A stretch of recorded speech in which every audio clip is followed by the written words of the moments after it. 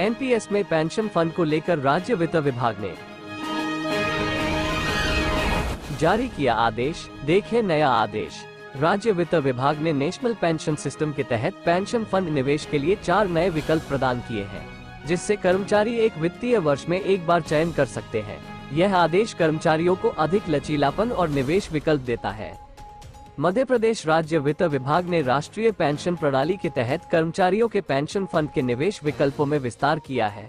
अब कर्मचारियों के पास 4 नए विकल्प होंगे, जिन्हें वे एक वित्तीय वर्ष में एक बार चुन सकते हैं। इस संदर्भ में शुक्रवार को राज्य वित्त विभाग ने सभी विभागों, संभागायुक्तों और अन्य संबंधित अधिकारियों को आदेश जारी किए हैं। तो चलिए जानते हैं नेशनल पेंशन सिस्टम के पेंशन फंड को लेकर राज्य वित्त विभाग ने क्या नए आदेश जारी किए हैं। जानते हैं विस्तार से। राष्ट्रीय पेंशन प्रणाली एक अंशदायी पेंशन योजना है, जो 1 जनवरी 2005 से प्रचलित है। इस नेशनल पेंशन सिस्टम के तहत कर्मचारियों की पेंशन फंड को बाजार में निवेश करने की अनुमति दी जाती है। वर्ष 2008 में केंद्र सरकार ने इस नेशनल पेंशन सिस्टम योजना के तहत फंड मैनेजर नियुक्त करने और निवेश की प्रक्रिया निर्धारित की थी।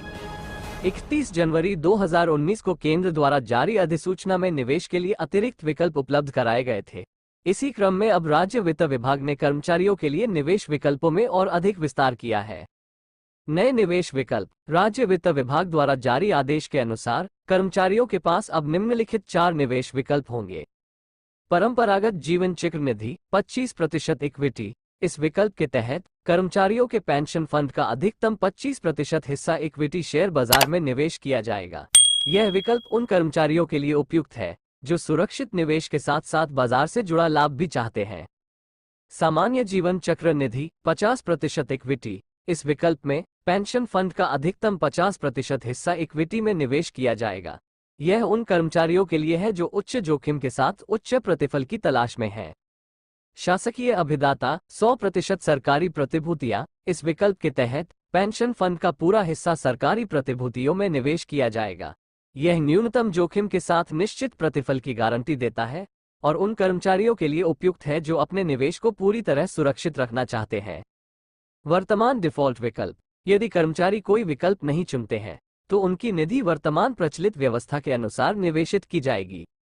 विकल्प चयन की प्रक्रिया। कर्मचारी अपने पेंशन फंड के निवेश के लिए pension fund regulatory and development authority के द्वारा अधिकृत पेंशन फंड मैनेजरों में से किसी एक को चुन सकते हैं।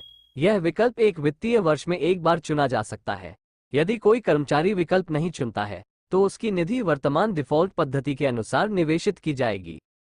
आदेश का प्रभाव। राज्य वित्त विभाग के इस आदेश का उद्देश्य कर्मचारियों को उनके पेंशन फंड के निवेश में अधिक विकल्प और लचीलापन प्रदान करना है। इससे कर्मचारियों को उनके जोखिम सहने की क्षमता और वित्तीय लक्ष्यों के अनुसार निवेश करने की सुविधा मिलेगी। कर्मचारी और विशेषज्ञों की प्रतिक्रियाएं। कर्मचारियों और वित्तीय विशेषज्ञों ने इस आदेश का स्वागत किया है। कर्मचारियों का कहना है कि नए विकल्पों से उन्हें अपने वित्तीय भविष्य को सुरक्षित रखने में मदद मिलेगी।